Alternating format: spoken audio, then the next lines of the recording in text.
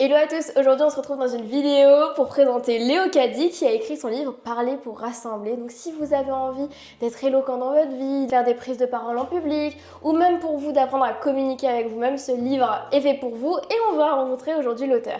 Bienvenue Léo Caddy. Bonjour Mélie, merci beaucoup pour ton accueil. Je t'en prie, avec plaisir.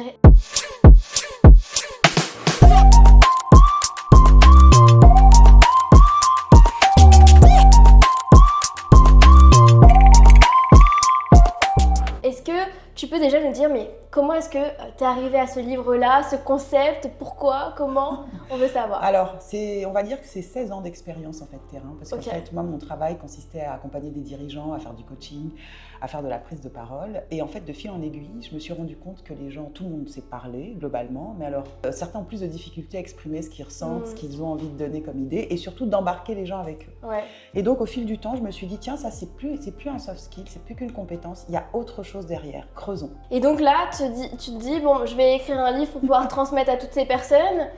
Qu'est-ce qui se passe? Alors, bon, transmettre, ça c'est arrivé en temps 3. Le Oui. temps 1, ça a été une copine qui avait déjà écrit 2 bouquins, qui avait déjà travaillé Vous la avec toi. connaissez?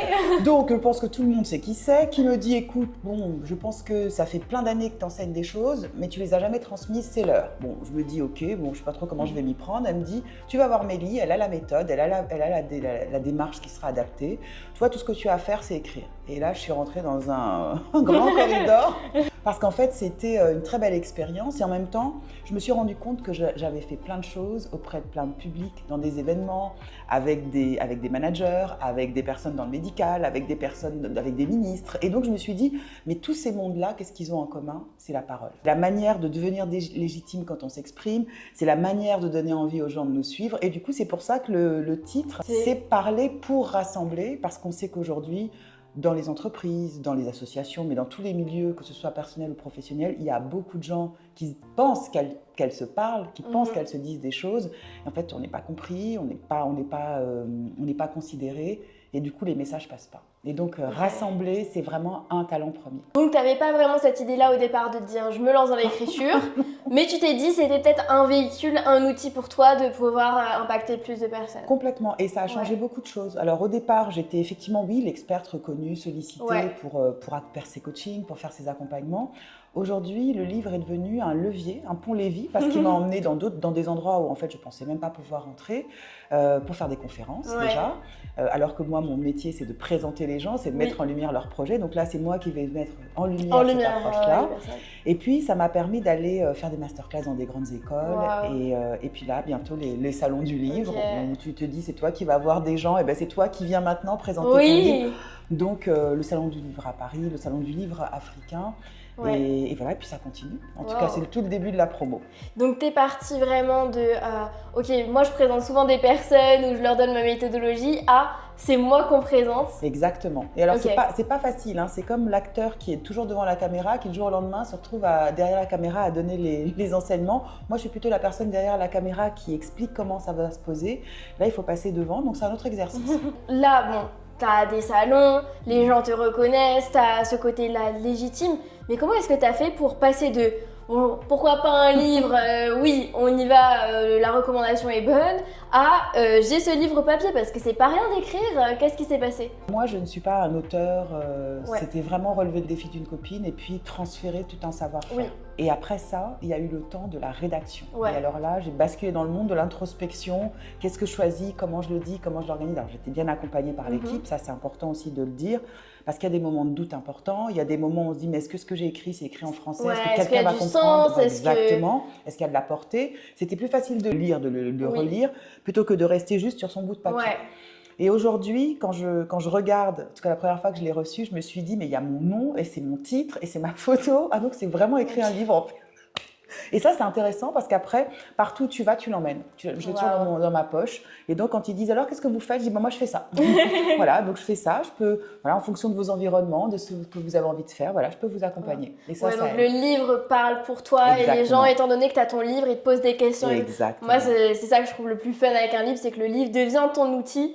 tout le temps. Ça. Et en fait, ça fidélise aussi parce que les gens ils disent bon bah je peux le prendre, t'as un exemplaire pour moi Ça, et tout. exactement. Et en fait, tu suis les gens tout le temps. Donc tu vraiment, t'as cette influence-là C'est ça. qui va au-delà des écrans qu'on peut avoir. Et pour te donner un exemple très concret de son influence, j'ai une directrice pédagogique d'un grand organisme de formation et de reconversion professionnelle qui l'a lu et qui m'a dit, écoutez, vous avez 2 expertises. D'abord, vous avez écrit le livre, je l'ai lu et moi, il m'a beaucoup inspiré. Mais en plus de ça, vous présentez des événements et elle m'a amenée pour que je présente un événement Trop bien. sur l'endométriose, Ok. qui est un sujet de santé, qui justement reprenait un peu les 3 temps forts du livre. La parole intime, c'est qu'en fait, j'ai quelque chose, mais je ne sais pas comment le présenter. Donc, on avait des témoignages. La parole publique, c'est comment je vais le présenter maintenant aux gens en étant légitime quand je le dis. Et après, la parole stratégique, c'est qu'on avait aussi des gens qui font partie d'entreprises, qui font partie de groupements de formation, qui se sont dit, mais en fait, finalement, oui, c'est un handicap pour les femmes, cette maladie. Pour autant, il y a des solutions, il y a des manières de faire. Et là, je me suis dit, en fait, on balaie les 3 temps de cette parole et on est pleinement dans l'expression de ce que porte le livre. En fait. Donc, plein d'opportunités pour ton livre. D'ailleurs, tu nous rejoins, je crois, en juillet. T'écris ton livre assez rapidement quand même. Combien de temps? 3 mois, même pas. C'est parce que j'avais un timing extrêmement précis. Toutes les semaines, c'était un chapitre, c'était posé, c'était relu et hop, j'étais repartie. Trop bien. Donc c'est ce qui a fait que je n'arrête pas. Parce que je pense que si j'avais eu entre guillemets du temps, je me serais dit non, mais il faut revenir sur le chapitre, il faut peaufiner ci. Et bien là, il n'y avait pas le temps. Il fallait qu'il sorte à une date. Et j'avais un enjeu, c'est que pour être sûre que je tienne le délai, je devais le présenter à un événement. Donc je me suis dit, je vais aller chez les clients quand ils vont me dire qu'est-ce que c'est quoi tes infos, tes actus, mon actu, mon bouquin. Et donc ça m'a tenu sur la le fait d'en parler, d'ancrer le projet et tout, et d'avoir aussi cette deadline. Exactement. Toi qui de base ne devais pas forcément écrire un livre, tu penses que tu aurais réussi à le faire aussi rapidement ou pas? Non. Enfin, j'aurais mis beaucoup plus de temps et avec une espèce de syndrome du perfectionniste qui dit attends, toi, quand tu l'écris pour les autres, il faut que ton truc soit parfait. Bah, il est comme il est, j'allais dire, et il a mon image. Et en tout cas, il a exploré mon monde. Maintenant, c'est aussi une manière d'inviter les gens à le découvrir. Trop bien. Donc voilà, plein d'opportunités. Qu'est-ce que ça te fait d'ailleurs le premier jour où tu ouvres ton carton, tu vois ton livre? Qu'est-ce qui se passe? Là, je me dis, mais d'abord, tu es arrivé au bout. Et puis, bon, maintenant, qu'est-ce que je fais avec ça? L'espèce de bout de terreur, là, c'est qu'est-ce que je fais avec ça? Bon, et alors maintenant, c'est bon, je me mets dans ma bibliothèque. Eh ben non, parce qu'autour de moi, il y avait ceux qui avaient lu, relu, qui me disaient non, attends, maintenant, il existe, on y va, quoi. Donc maintenant, c'est la promo, c'est le faire découvrir. Je démarre avec toi. Donc tu vois, c'était aussi des deadlines qui te disent, voilà, on arrive sur ce moment, maintenant on y va. Ton entourage, il dit quoi? Comment ça se passe l'engouement autour de toi? Ma fille est très fière, elle en parle à tous ses copains. Elle leur dit, voilà, ma mère, elle a écrit, donc je pense que nous aussi, on peut écrire. Donc, mais parce qu'en fait, elle s'est aussi inspirée de ton histoire. Parce que là, elle va avoir 21 ans dans quelques jours. Mais elle a dit, mais si elle a écrit à 16 ans, et t'as vu le bouquin, c'est pas un petit truc. Donc nous aussi, on a des choses à raconter. Maintenant, il faut trouver la méthode pour le faire. Il faut trouver le sujet qui nous ressemble. Donc c'était une manière aussi d'ouvrir des voies. Donc il y a un côté transmission aussi. Côté héritage pour la fille. Est-ce que tu penses qu'il y a une Léocadie avant et après le livre? Oui. Il y a une Léocadie avant, parce que en fait, le livre, c'est comme s'il fermait un cycle où je me définissais d'une manière et maintenant je me définis d'une autre façon. Et j'aime bien la nouvelle Léocadie avec sa nouvelle définition. Avec son lit, son outil, son positionnement. Exactement. Tu vois, la posture que tu enseignes aussi dans tous tes coachings et dans le livre, c'est la posture de leader et que tu prends totalement grâce à ce livre. C'est ça. C'est parce qu'il y a le switch entre tu accompagnes les autres à devenir des leaders, à être des leaders de façon durable, et il y a le moment où tu te dis, bah, en fait, je prends ma place, je suis aussi légitime dans ce que je propose, dans ce que je fais. Ça, je l'avais au niveau professionnel, mais le livre t'emmène à le faire en tant que personne, en tant qu'individu. Et donc, je pense que c'est un vrai gap. Trop bien. Qu'est-ce que tu dis aux personnes qui nous regardent et qui veulent se lancer dans l'écriture, mais qui ne savent pas comment faire, qui ont peur? Foncez. Ne réfléchissez pas 150 heures parce que sinon vous n'irez pas au bout. Rapprochez-vous de Mehdi, de ses équipes, parce que vous êtes totalement accompagné, pris en charge. Vous avez l'avantage d'être aussi dans une communauté, donc en fait, il y a des parcours qui sont peut-être plus avancés ou ceux qui démarrent, et en fait, ça vous permet à chaque fois de vous raccrocher, de savoir comment vous situer. Donc je pense que c'est vraiment un plus. Toi, tu penses que vraiment, sans l'accompagnement, tu n'aurais pas été au bout? J'aurais pas été au bout parce que j'aurais mis beaucoup plus de temps. Puis à qui j'allais poser des questions sans que les personnes qui me répondent me disent oh bah écoute, débrouille-toi, tu sais écrire, tu peux écrire. Tu écris pour des personnes, oui, mais c'est pas la même chose d'écrire pour soi et partager des éléments qui te concernent toi que d'écrire pour une formation, un discours. Voilà. Il y a toute cette dimension-là qui est importante. Et je pense que le fait d'avoir une communauté, certains tirent plus à des moments que d'autres. Ça, c'est un plus. Une relecture aussi qui est très attentive sur le respect du style qui est le tien aussi. Ça, je pense que c'était aussi un plus. Et puis, il y a des diversités de sujets qui font que tu te dis « Ah bah, je suis pas trop loin de là, je suis pas trop loin de là ». Ça oblige à se positionner sur le sujet qui est le tien. C'est quoi la suite maintenant?